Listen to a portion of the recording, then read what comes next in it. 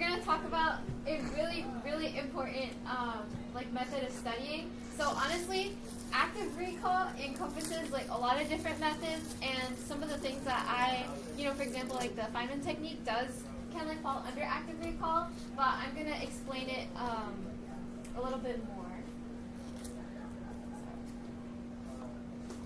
Okay, so active recall is a study method where you are pulling information from your memory like really quickly to make sure that you understand the concepts. So it's different to like passively study, which is rereading some text, like we mentioned before, or rewatching a video. Active recall is like tools for memorizing that last a lot longer than just like looking at things one more time. Okay, so how can you practice active recall? Can you guys name one of them? Just like Flashcards. Test yourself by not looking at the other side until you can give an answer. Yeah, so flashcards can be a great way to practice active recall. So after you've learned something, you're looking at your flashcards and you want to try to give a guess before you actually flip it over and see what the answer is. So that way, you're testing your memory, and if you get it wrong, it'll stay in your brain a lot easier than if you just like, oh, I don't know what it is, I'm just going to look over, I'm just going to flip it over to the other side. It's also important to learn the term and definition so you can flip-flop. So if you read the definition and try to understand what the term is, or vice versa, or you read the term and try to describe it, so you don't just only memorize it, but you actually understand it. Yes, instead of just relying. Relying, yeah. And then another one is learning. Yeah, so basically, it's kind of similar to the thing that I taught you guys last week, but it's directly after learning something from a book or a video.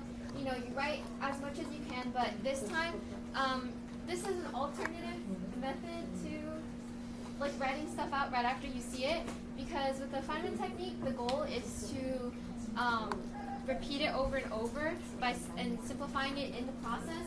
But for this one, if you want to try something a little simpler, obviously, because not everything works for everyone. You can just write as much as you've gathered, as fast as you can, and then you see, okay, what did I get from this? And then you can say, okay, what do I still need to learn? And of course, like we said, this falls under active recall too, explaining it to someone else. So without looking at your material, just explaining it. And this time, you can explain it in depth to someone if you want. You don't have to omit details that you think aren't important. Just try to explain as much as you can about what you just saw to somebody else. And not just naming the concepts, but try to go in depth, explain the process. If you're saying, okay, I'm learning about the fundamental theorem of calculus right now. I want to do the fact. You maybe not go past just the formula, what it is. Go into, okay, so it connects this and this. So it basically means that when you have the integral and you take the derivative of it, you get the original function. You see, you're going into depth as much as you can by explaining it to somebody else. And then also something that I think is really important.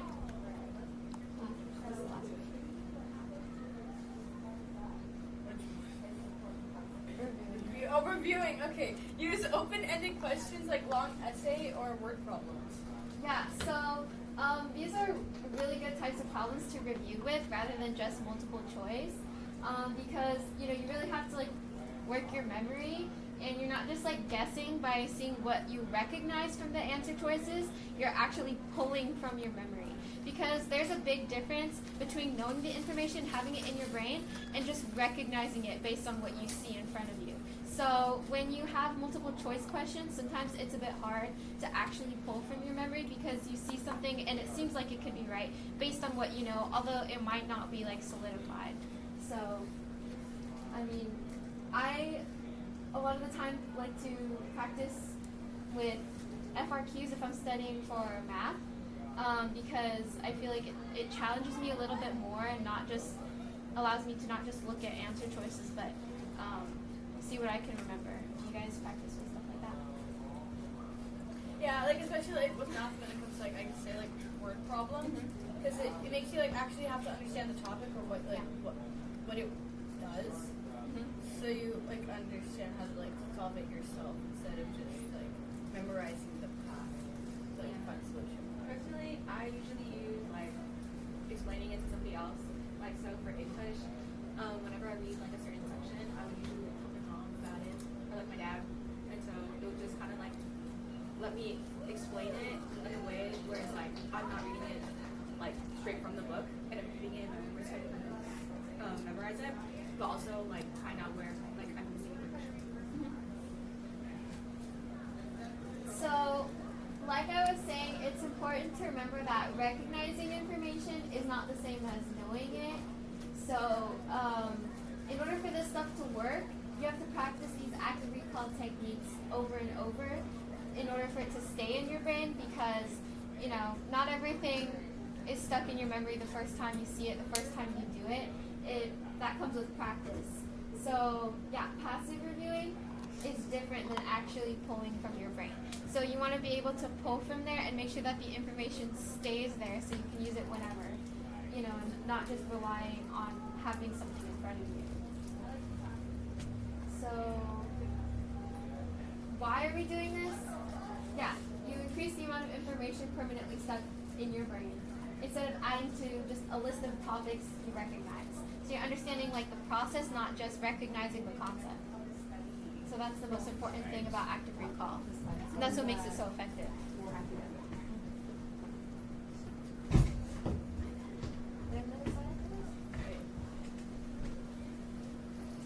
Oh, I guess I didn't. Okay, well, I think I have a video. Let me just make sure that I do.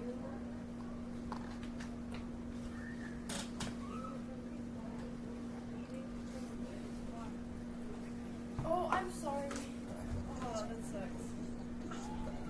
When do you stop?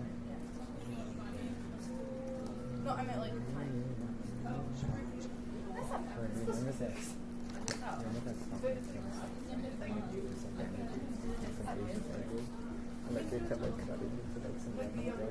Oh wait, by the way, I'm gonna have you guys like sign in on this.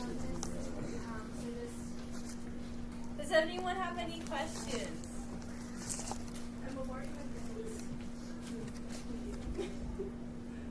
Do you have experience with active recall as a study method? I do have experience with it, especially like I'd say like history is more of like a story to me, so like it's easier to like tell someone like about history because it's like so then this happened and that caused that.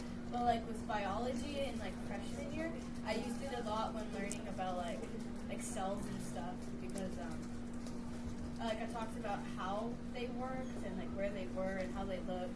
And so, like, just telling that to someone and, like, describing it, like, made me, like, be able to just recall it on my own. wait, would we be able to? Miss Klein, do you know if we would be able to have audio? Is it not mine? I'm just wondering. I didn't start it yet. I just don't want to. Yes. There's audio through this projector, but this is also a better speaker.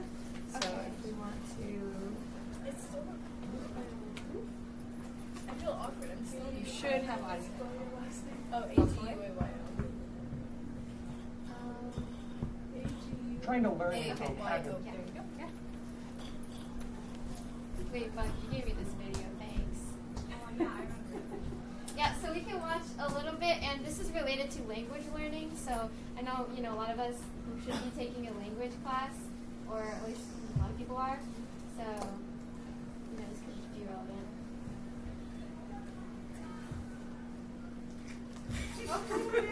Wait, it's just wait, hold on. Pull it up. Okay, wait. I think I got it. Would it be funny if I just ate on camera? I think you guys were. No, I'm drinking. Like, what if I just got a big sandwich and just drank? Okay, wait. That's weird. Wait, no! You got this. It's just slow. Wait, did I close it out? Get out of presentation mode, bro. Oh man. Wait. Let me pull back up.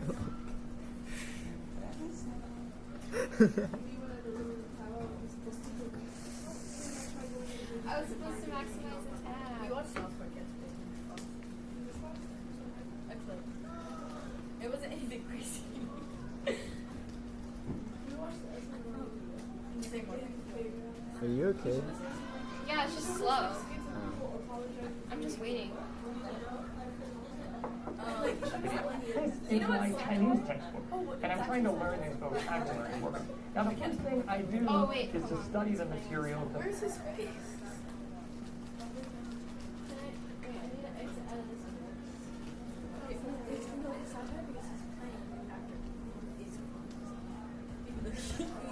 But that's like that is. I never watched that movie. You're not.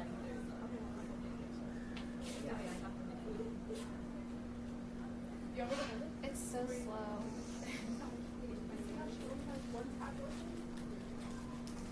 Oh, just on that though. You don't want to see how many tabs I have open over here. That's probably why. Yeah, I know. I don't care Take your time. that much. Okay. To familiarize myself with the words. This particular book is nice because it has these little example sentences that illustrate how the word is used. Now, there are a lot of words here, like 60 or 70 words in some lessons. I'm not going to remember all of them right away. I'm going to stop after 20 or 30 words or so. After I study the words, I do something else for maybe 15 minutes or so. Anything to get my mind off of what I was originally learning. Then I come back to my desk, but I don't open my textbook. That's very important. I take my paper and pencil and I try to remember all the words that I can. For Chinese, there's 3 things to remember about each word. There's the character, the pronunciation, and the meaning of the word. So here I'm trying to write down everything I can remember. Now, remembering one part of the word sometimes can help you remember a different part of the word or a different word entirely. So you want to sit there and give yourself a few minutes to remember everything you can. That said, this whole part shouldn't take more than 10 minutes or so. At this point, you're not going to remember everything, right? I usually start out remembering maybe a quarter or a third of what I originally was studying. That's okay. After you remember everything you can, now you open the textbook and look for what you missed. You make any corrections, note any